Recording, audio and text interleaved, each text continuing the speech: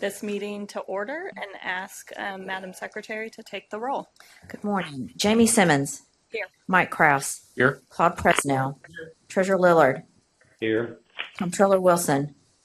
Right here. Greg Turner. Here. Lyle Elshai. Chancellor Tidings. Here. Linda Martin. Here. Cyrus Votendust. John Smorelli. Here by phone. Charles Harper. Tom Hughes. Here.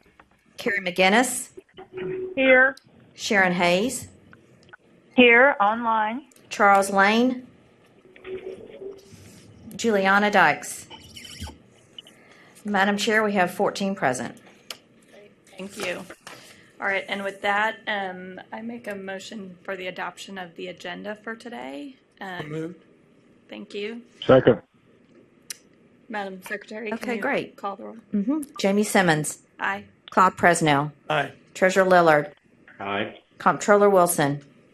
Aye. Greg Turner. Aye. Lyle Elshai. Aye. Chancellor Tidings. Aye. Linda Martin. Aye. Cyrus Votendust. John Smorelli. Aye. Charles Harper. Aye. Tom Hughes. Aye. Carrie McGinnis. Aye. Sharon Hayes. Aye. Charles Lane. Juliana Dykes.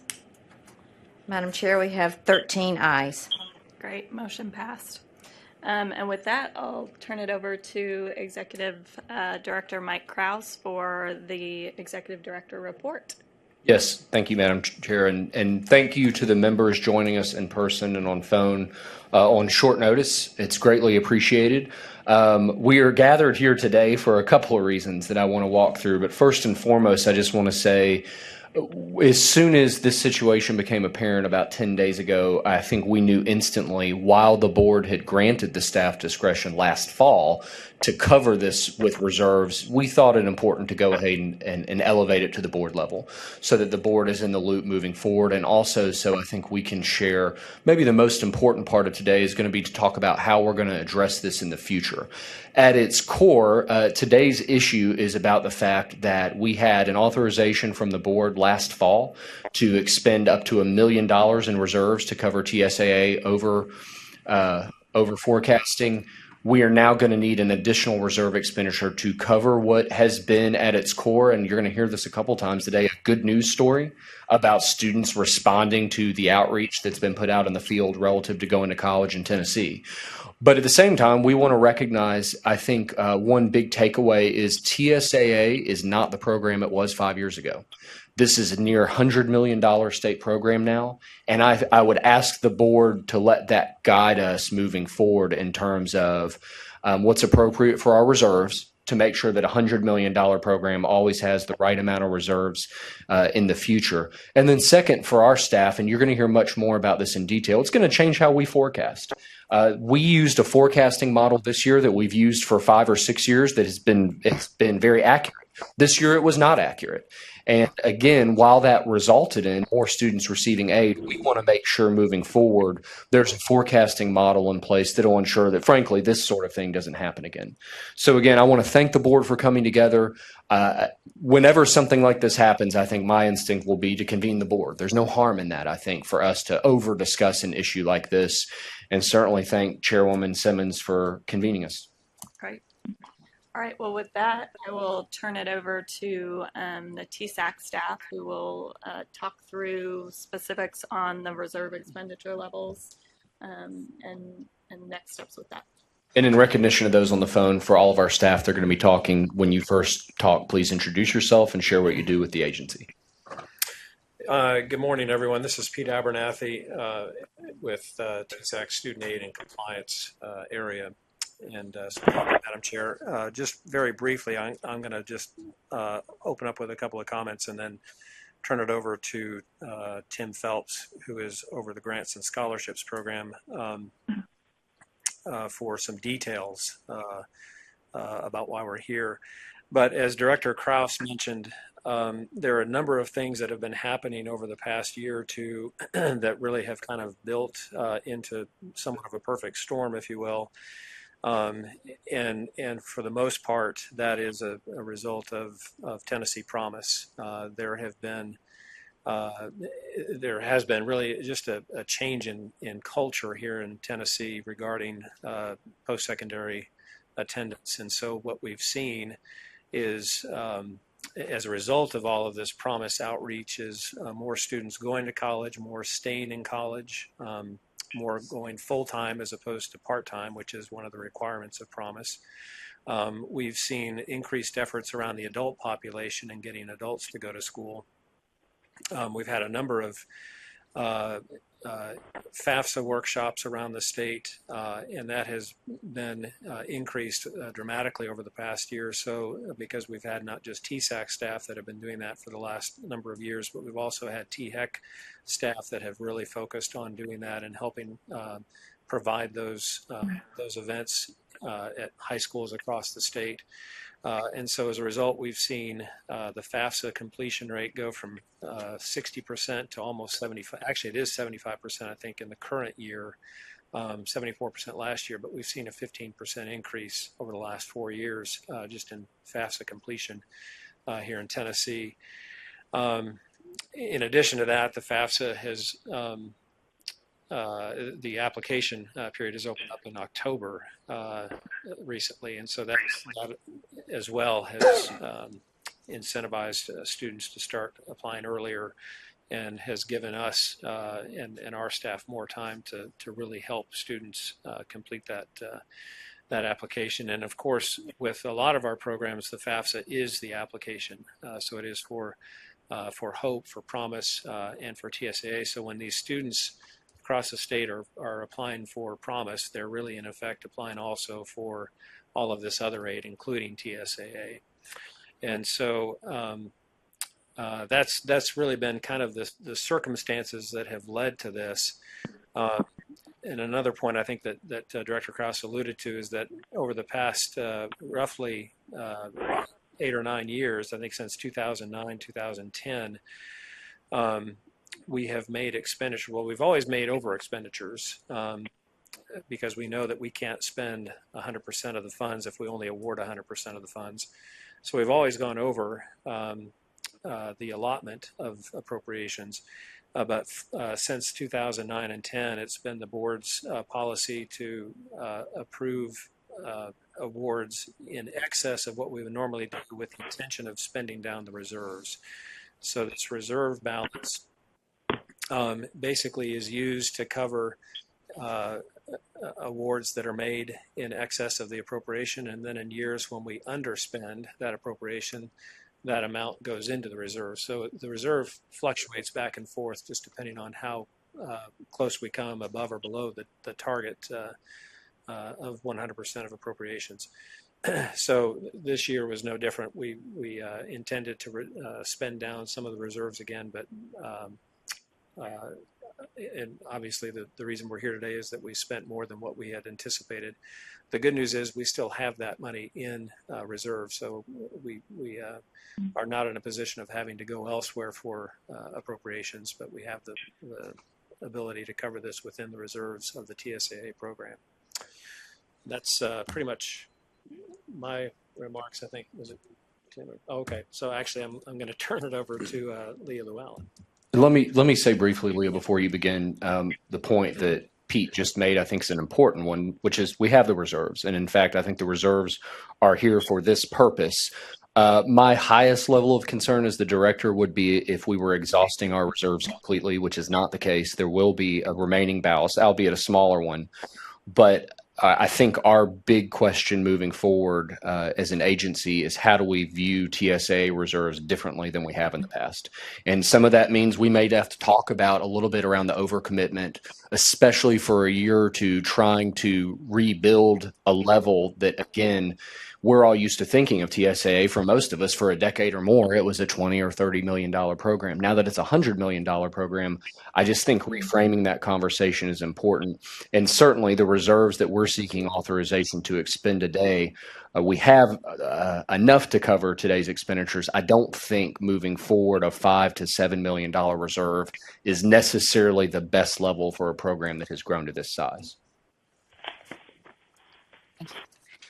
Leah Llewellyn, Director of Grants and Scholarships for TSAC.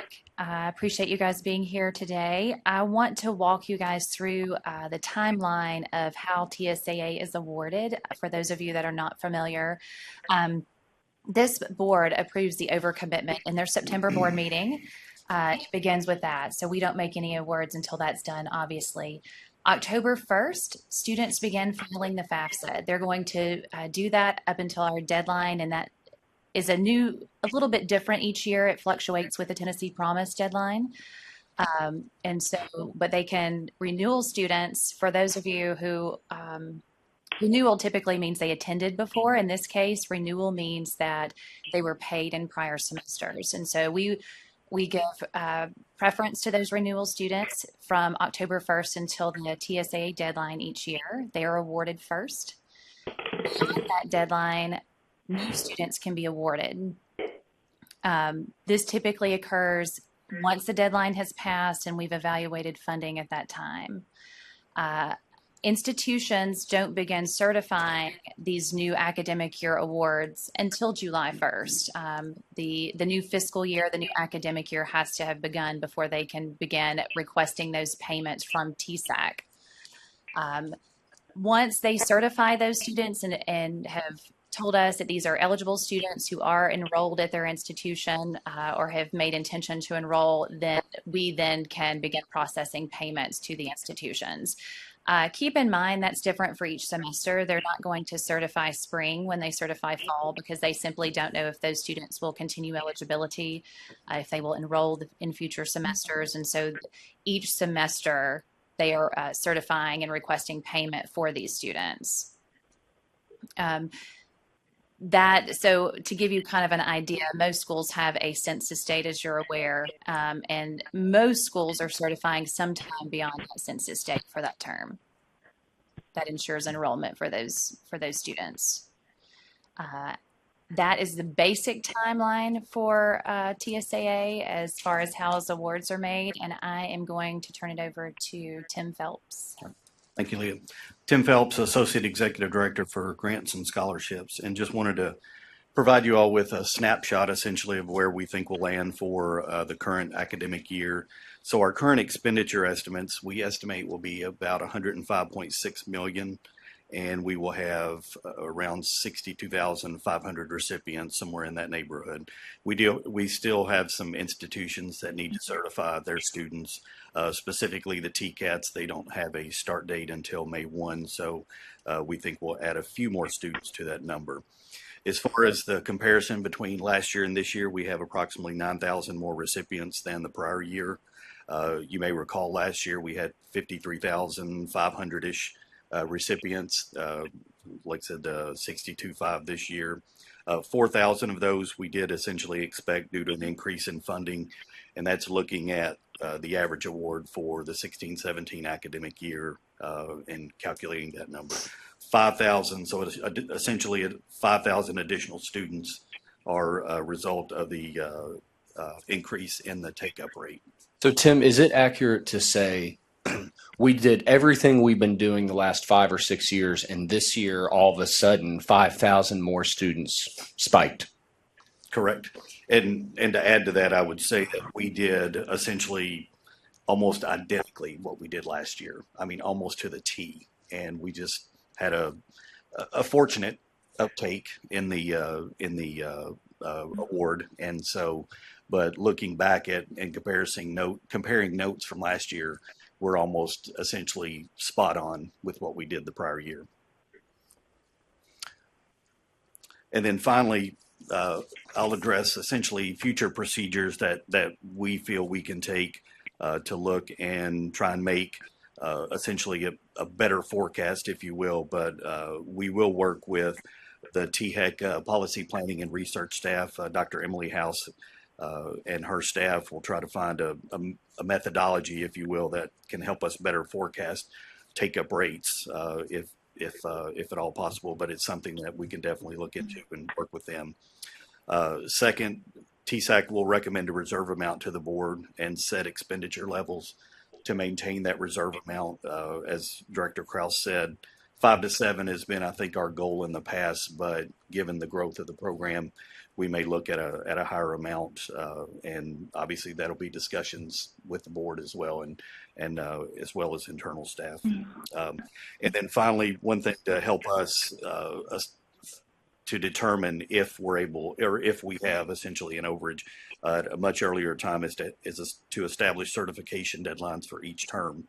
And we can address that at the fall board meeting, but this can be done in rule, and TSAC can promulgate language to require certification for each term by a specified date.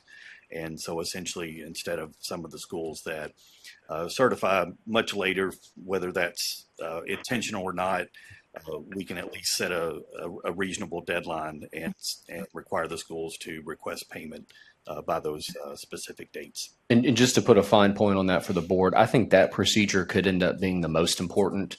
Leah and Tim kind of get asked to do a really tough job every year, which is chase a moving target of where expenditures are going to land based on school certification.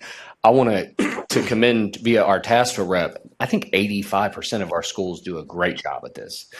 It's the 15% where they really have been allowed to send in certifications for a much longer window than is probably reasonable. So this is something, again, we do it in conjunction with the board, and I think we'd get campus feedback and try to find the middle ground between, we don't want to place an undue burden on financial aid directors. We also, as an agency, kind of have a duty to make sure we're not still reconciling a fall account in February. Does that make sense, Chuck? Definitely, completely makes sense. And thank you for your transparency and convening the board and bringing us together and letting us know about this. But the way I look at this in my 20 plus years of financial aid, this is a success. It's a success in the governor's Drive to 55 program and increasing the number of students that are going to school. While we hate to dip deep into our reserves, the reserves are there, and it's going to going to students, which is what our goal was to begin with, and increasing that. So at this point, I look at it, while we hate to go deep into the reserves, it's going towards a good cause. It's keeping students in school, it's educating students, and increasing those numbers as we work towards that Drive to 55 program. And Tennessee does have the leading FAFSA filers in the nation. The government has actually said, the first FAFSA that was filed for the past couple of years came from the state of Tennessee. So that shows the dedication that the TSAC staff has in their field work. It shows the success of the FAFSA frenzy.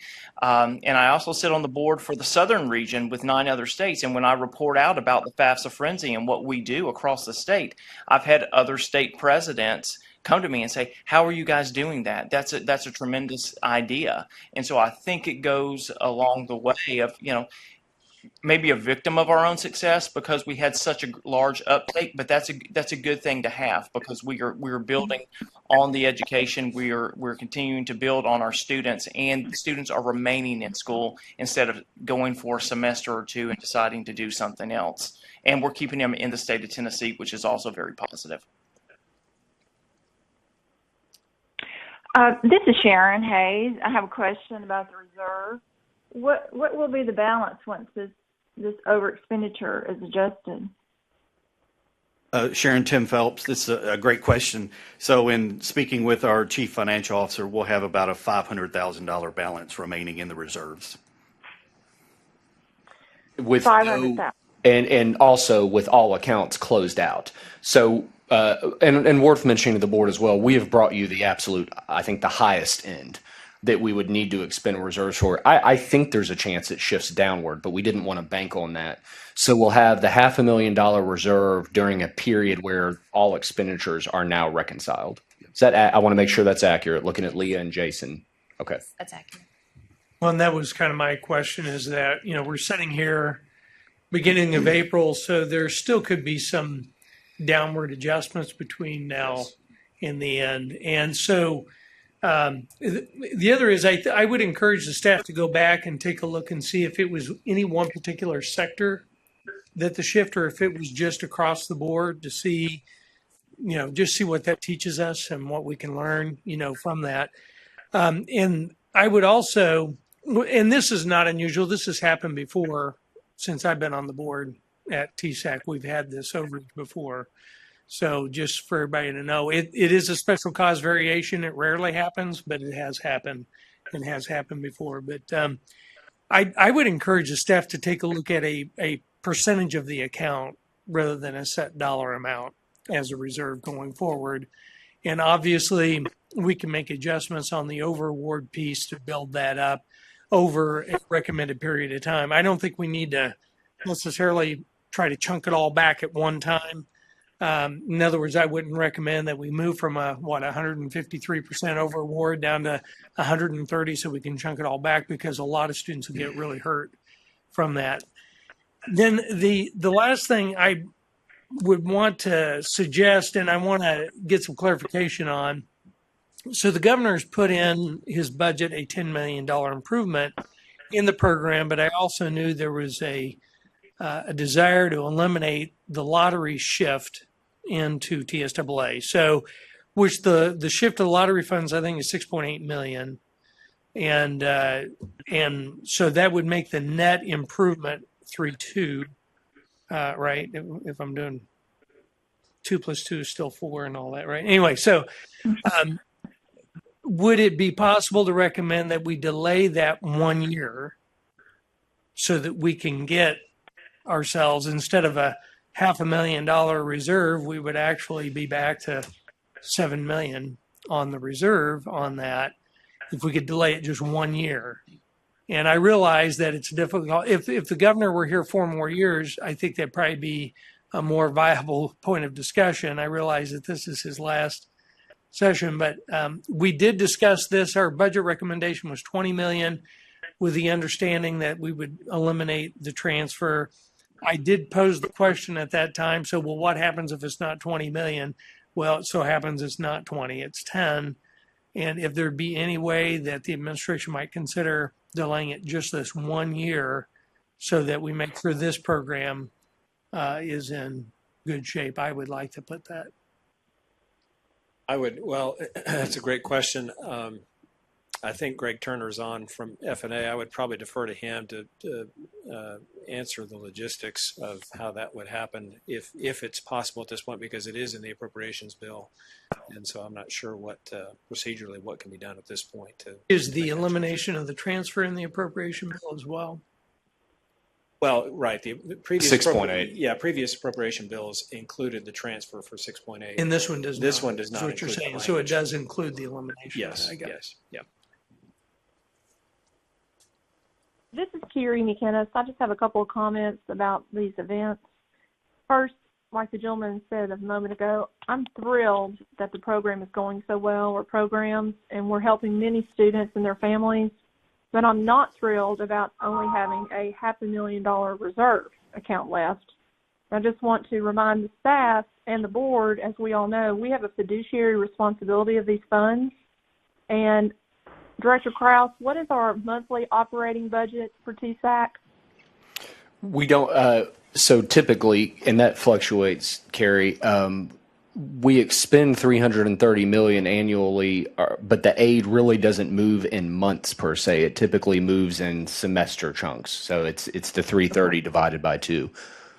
Okay. So my point to that question is that is a large number with a small reserve.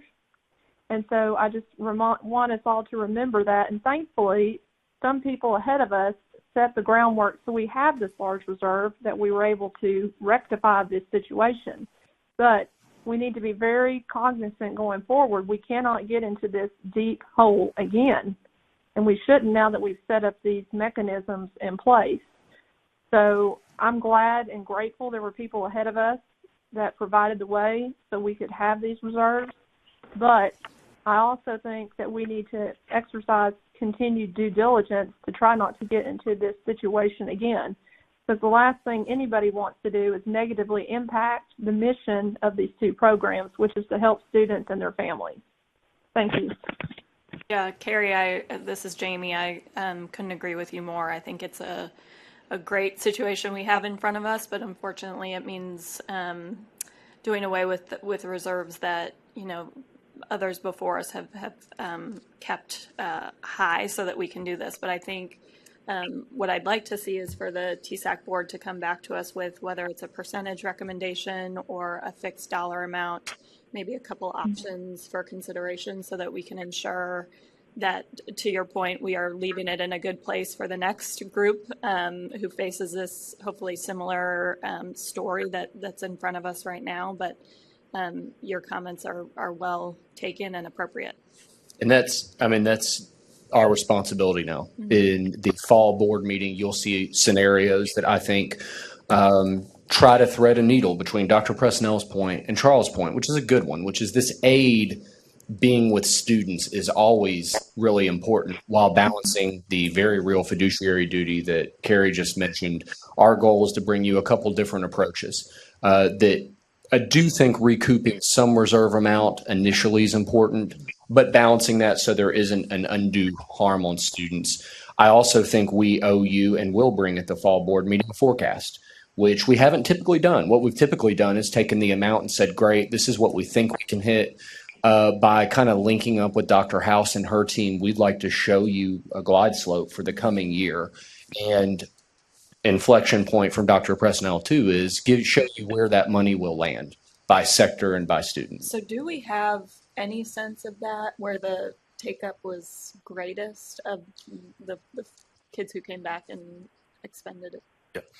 And I was actually going to answer Dr. Presnell's question. So it actually has been a very even distribution. Yes, comparing last year's percentages, if you will, of the funding to the overall funding for each sector, it's really been an even take up among all of the sectors, whether it's the private institutions, four-year public, or community colleges or TCAPs. So, yeah, if you all can bring just more detailed information on that. Absolutely. At the next meeting, that'd be great. Could we have F&A go ahead and answer my question, though? I'm assuming we're too far down the river here, but yeah. Well, Claude, yeah, I mean, I think we submitted our amendment last week or 2 weeks ago, I forget now, and part of that, as Peter said, part of that amendment was the reduction of the 6.8, and so that's baked in to the budget from the administration's perspective. Obviously, if the board and so chooses to make that request, I don't know if that request could be accommodated at least by the administration at the moment. And to give the rest of the board members a background on that without going too far afield, we sought that because TSA's health has grown to the point that it has now. That 6.8 transfer that was happening every year was really a function of the recession when TSA wasn't being well funded. And the restoration, even just that restoration, enables the Promise Fund to have a not insignificant infusion every year that sort of compounds, which I think we always hope gets us to a long-term sustainability with Promise, that then we can think about other lottery monies differently. But that's the background on how we ended up there. right. And I fully understand that. I just, in light of where we are, I was only looking at a one-year delay, and I totally understand why it's probably, if we would have known about it prior to the governor's supplemental, budget amendment, we probably could have tweaked it a bit. I mean, maybe not the full 6A, but maybe 3 of it or something, just so that on the other side of this, we would have had 3.5 million in the reserve instead of $500,000 in the reserve. But and let me say, this is manageable, because again, I think that we're looking at the high end of the risk. Not when you're not giving us the low ball number, you're giving us the high ball number. So we could have $1 million in that fund, honestly. By the time it's all said and done, it's all closed out. So I think. I think we can manage our way through this, So, and again, I highly recommend that we look at, various phase-in schedules on getting it back to the point that we decide is a good target for that amount, and so that we can figure out how we want to approach that as a board. Any additional comments or questions from those in the room or on the phone?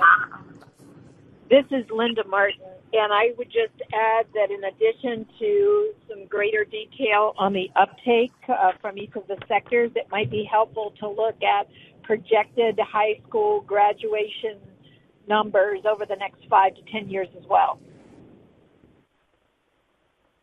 Just relative to the eligible population. Got it.